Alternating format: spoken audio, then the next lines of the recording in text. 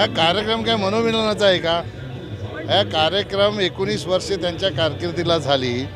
एक नवी संकल्पना, ही नवी संकल्पना कोणाच्या डोक्यातून आली मला माहीत नाही. ज्याच्या डोक्यातून आली त्याला धन्यवाद देतो मी, की जनतेला 19 वर्षात त्यांनी काय केलं याची माहिती देण्याचा हा कार्यक्रम होता.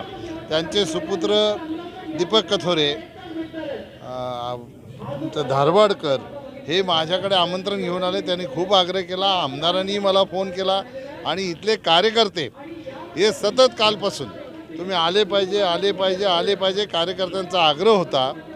आणि या ठिकाणी हा पक्षीय त्याच्या वरचा हा कार्यक्रम आहे, पक्षाचा काही संबंध नाही. आता कार्यक्रमाला येणं, मागे सुद्धा मी आंबेडकरांच्या भवनाचं उद्घाटन झालं त्याही कार्यक्रमाला आलो होतो. पण पत्रकारांना असं का वाटतं की नेहमी मनोमिलनच झालं ते झालं का? आहे की वेगळ्या प्रकारचा कार्यक्रम आहे. आग्रह होता त्या कार्यक्रमासाठी, त्या कार्यक्रमाला या ठिकाणी उपस्थित राहतात.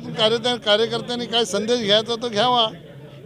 काही बरेच लोक असं उलटं सुलटं काहीतरी करत राहतात ना, कोणाला कुठे लढायचं आहे कोणाला कुठे लढायचं आहे. मग ते लोक आपल्या आपल्या पद्धतीने कयास लावत राहतात. पण शेवटी जेव्हा पक्षाचा प्रश्न येतो तेव्हा आमदार असो खासदार असो सामान्य कार्यकर्ता असतो, हा पक्षाची भूमिका घेऊन काम करत असतो. त्याच्यामुळे कुठलाही पक्ष झाला, कुठल्याही पक्षाचे दोन नेते झाले की थोड्याफार प्रमाणात मतभेद असतात, मनभेद नसतात. वरिष्ठ पातळीवरून जेव्हा पक्षाच्या नेत्यांना आदेश येतो तेव्हा सगळे पक्षाच्या हिताच्या दृष्टीने सगळे एकत्र येऊन काम करत असतात. तर कार्यकर्त्यांची इच्छा आहे हे बरोबर आहे, पण कार्यकर्त्यांची इच्छा आहे तर कार्यकर्त्यांच्या मनातलं हे कधी होईल हे कार्यकर्त्यांनाच माहीत. लोकसभेची निवडणूक लढणं हे आमदार किसन कथोरेंच्या हातात नाही आणि कपिल पाटलांच्या हातात नाही. कोणाला कुठे उमेदवारी द्यावी, कुठे उमेदवारी मागावी, कुठे मागावी याच्यासाठी लोकशाही आहे, पण कुठे द्यावी याच्यासाठी पक्ष आहे. पक्ष ज्याला कोणाला जिथे उमेदवारी देईल तो तिथं लढेल. लोकशाहीप्रमाणे ज्याला कोणाला इच्छा व्यक्त करायची असते त्याला इच्छा व्यक्त करायला कोणाला मनाई नाही, बरोबर. त्याच्यामुळे कोणी काय इच्छा व्यक्त करावी हा त्याचा प्रश्न आहे.